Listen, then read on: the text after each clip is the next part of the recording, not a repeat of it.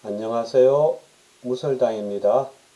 무설당의 참나 공부방에 오신 것을 환영합니다. 삶을 행복으로 이끄는 불교의 6가지 방식 중 6번째는 자비희사하기입니다. 옛날 인도의 어느 나라에 장차 왕위를 이어갈 어린 왕자가 무슨 이유인지 전혀 웃지 않았습니다. 그래서 왕은 큰 근심에 빠졌습니다. 궁리 끝에 왕은 왕자를 웃게 하는 자에게 큰 상을 내리겠다는 방을 전국 방방곡곡에 붙이게 했습니다. 그랬더니 사람을 웃기는 재주를 가진 사람들이 구름처럼 몰려왔습니다. 그들이 갖은 묘기와 재능으로 왕자를 웃겨보려고 했지만 왕자는 여전히 전혀 웃지 않았습니다. 왕자가 기뻐할 진귀한 선물을 가지고 온 사람들도 많았습니다. 그 신기하고 진귀한 선물들을 보고도 왕자는 여전히 전혀 웃지 않았습니다. 이에 왕의 근심은 더욱 깊어만 갔습니다. 백약이 무효인 것 같은 절망적인 상황에서 남루한 차림의 승려 한 분이 찾아와 왕자를 단둘이 만나겠다고 했습니다. 빈몸으로 왔고 왕자를 웃길 수 있다는 믿음도 없었지만 왕은 다른 방도가 없는 터라 면담을 허락하였습니다. 승려는 왕자와 단둘이 있는 방에서 왕자에게 뭔가 귓속말을 하고 떠났습니다. 승려가 떠나고 얼마 후부터 왕자의 입가에는 미소가 피어나기 시작했습니다. 왕과 신하들이 너무 신기하여 승려가 뭐라고 말했는지가 몹시 궁금했습니다. 왕자에게 물었으나 왕자는 빙그레 미소만 지을 뿐 알려주지 않았습니다.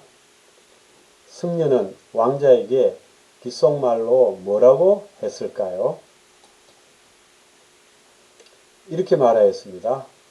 왕자님, 아무도 모르게 매일매일 다른 사람을 기쁘게 하는 일을 한 가지씩 하십시오. 이 우화는 참으로 깊은 의미를 담고 있습니다. 사람은 다른 사람에게 무엇을 받을 때보다 오히려 다른 사람에게 무엇을 베풀 때 더 큰 기쁨을 얻는다는 것입니다. 사람의 본성에 그런 덕성이 내재되어 있기 때문입니다.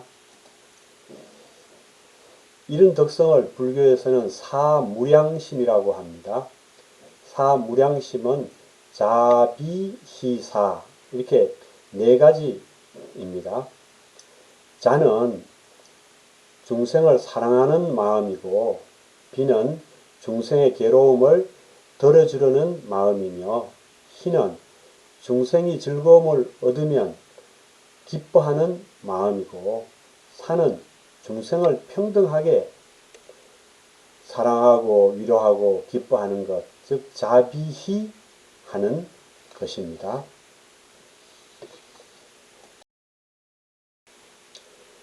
바깥으로만 내달리는 우리의 미혹한 마음을 회심하여 마음을 밝히고 성품으로 돌아가고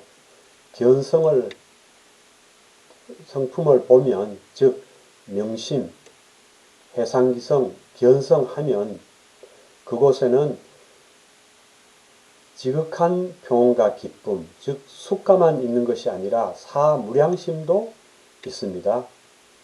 따라서 우리는 내면에서 숙가와 사무량심이 샘솟듯이 일어나느냐 아니냐를 기준으로 깨달음의 여부를 확인할 수 있습니다.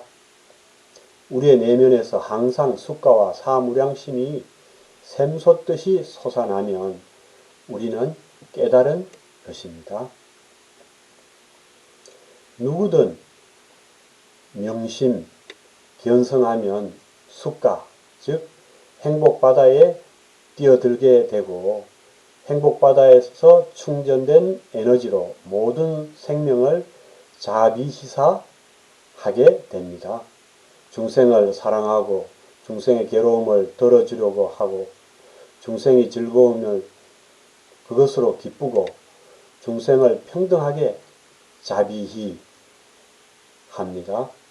그렇게 하는 데서 큰 기쁨이 일어나고 행복합니다.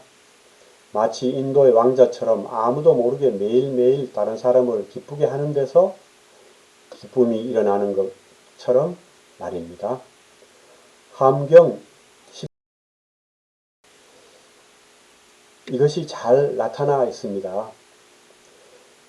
보살이 환희지에 머물며 부처님을 생각함으로 기쁘고 부처님의 법을 생각함으로 기쁘며 보살을 생각함으로 기쁘고 보살행을 생각함으로 기쁘다.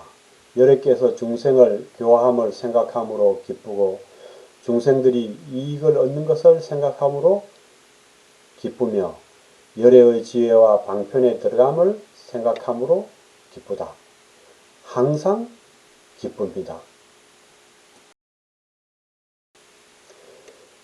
127번 영상에서 논의한 것처럼 전미계오, 즉 깨달음을 얻으면 이고등락, 즉 괴로움을 벗어나서 행복을 얻게 됩니다. 이고등락하면, 즉 행복하면 거기에 안주하지 않고 지약수선, 즉 악을 그치고 선을 행하게 됩니다. 악은 자기를 위해서 다른 사람을 해롭게 하는 것이고 선은 다른 사람을 이롭게 하는 것이므로 지약수선은 다른 사람을 해롭게 하는 것이 아니라 이롭게 하는 것, 즉 자비희사하는 것입니다. 환경 10지품을 보면 이런 것이 나타나 있습니다. 보살이 이 이구지에 머물면 성품이 저절로 모든 살생을 멀리 여의게 되어 칼이나 몽둥이를 마련해 두지 않는다. 원한을 품지 않고 부끄러움을 알며 인자하고 용서할 줄 알아서 생명이 있는 모든 중생에게 항상 이롭고 사랑하는 마음을 낸다. 보살이 나쁜 마음으로 중생을 괴롭히는 일이 없는데 하물며 그들에게 중생이라는 생각을 내어 거친 마음으로 살해하겠는가. 보살 제2지 2구지에 나오는 내용입니다.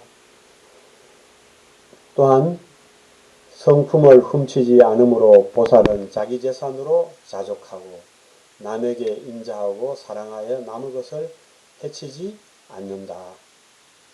타인에게 소속된 물건은 남의 것인 줄 알고 가로채려는 마음이 없다. 주지 않는 것은 풀잎 하나라도 가지지 않는데 하물며 그 밖에 생활에 필요한 것들을 가로채겠는가.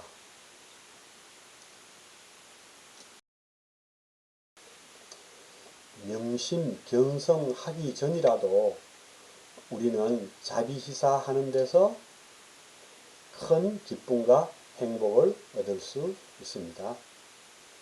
생명 있는 모든 존재를 사랑하고 그들의 괴로움을 덜어주려고 하며 그들이 즐거움을 얻으면 기쁘고 그들에게 평등하게 자비히 하는 데서 큰 기쁨과 행복을 얻을 수 있습니다.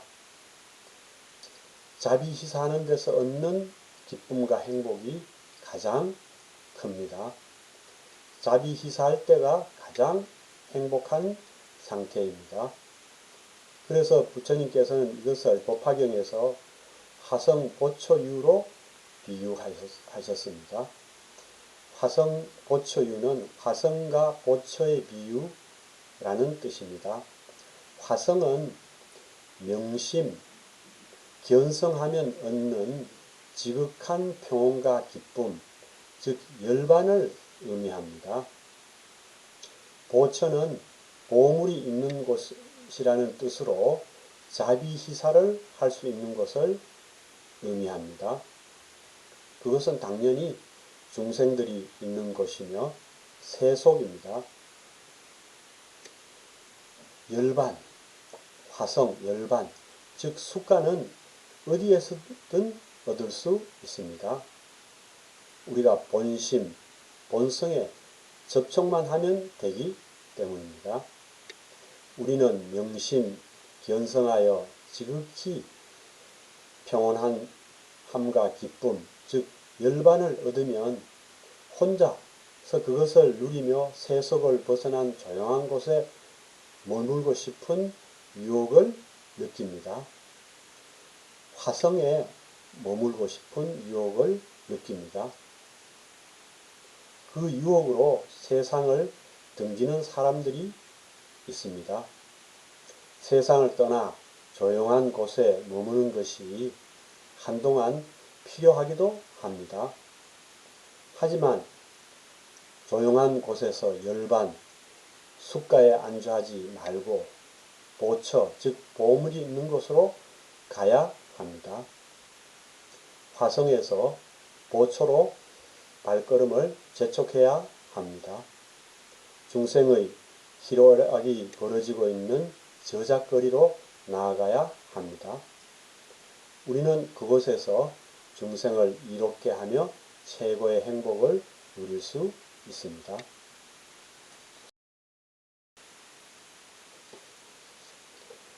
그래서 시부도의 제일 마지막인 제10도가 바로 입전수수입니다. 시부도는 수행을 통해 깨달음에 이르는 과정을 잃어버린 소를 찾아서 길들이는 것에 비유해가지고 10개의 단계로 나누고 그것을 10개의 그림으로 나타낸 것입니다. 입전수수는 깨달음의 종착지이며 최고의 단계입니다. 입전수수는 저작거리에 들어가 손을 들이운다는 뜻입니다. 시부도의 제10도는 이것을 맨발에 가슴을 드러낸 채 술병을 들고 저작거리에 들어가 있는 그림으로 표현합니다.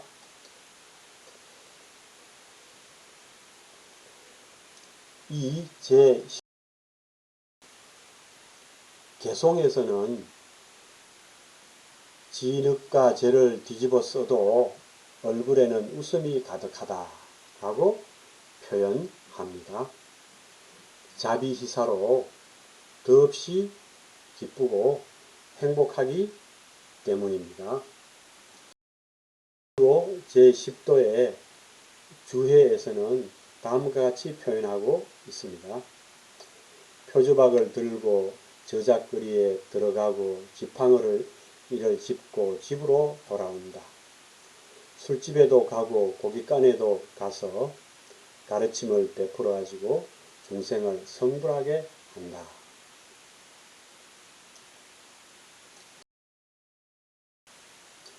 우리가 불교 공부와 수행을 하는 것은 신선이 되어서 깊은 산속 고요한 곳에서 지극한 기쁨과 평온, 존재하는 그 자체의 기쁨과 존재의 충만함을 느끼며 해탈의 삶을 누리기 위함이 아닙니다.